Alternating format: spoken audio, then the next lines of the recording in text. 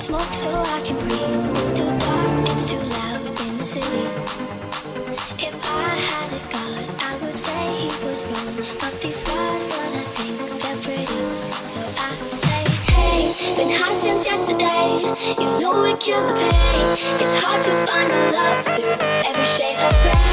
So tired of the same, never seems to change. It's hard to find the love through every shade of gray.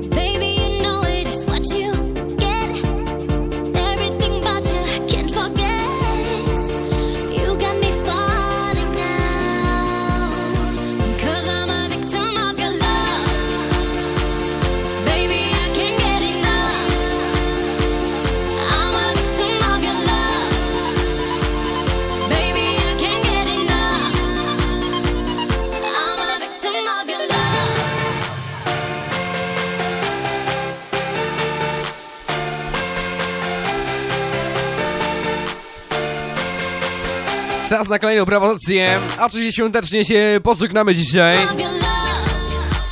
I jeszcze 10 minutek. Mam nadzieję, że się podoba. Jeśli tak, to zostawcie coś na mój temat na naszym forum radiowym. Forum radioparty.pl. Od nas do nas opinię Martinem. Zapraszam.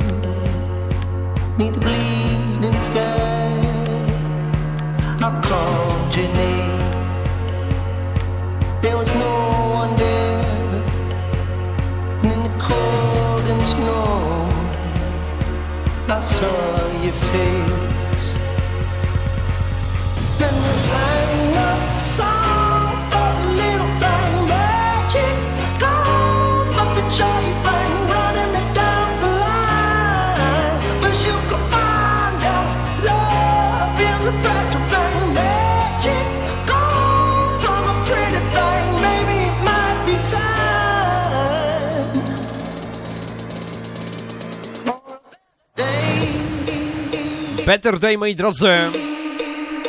Cóż za utwór Avicii, jak zawsze na propsie.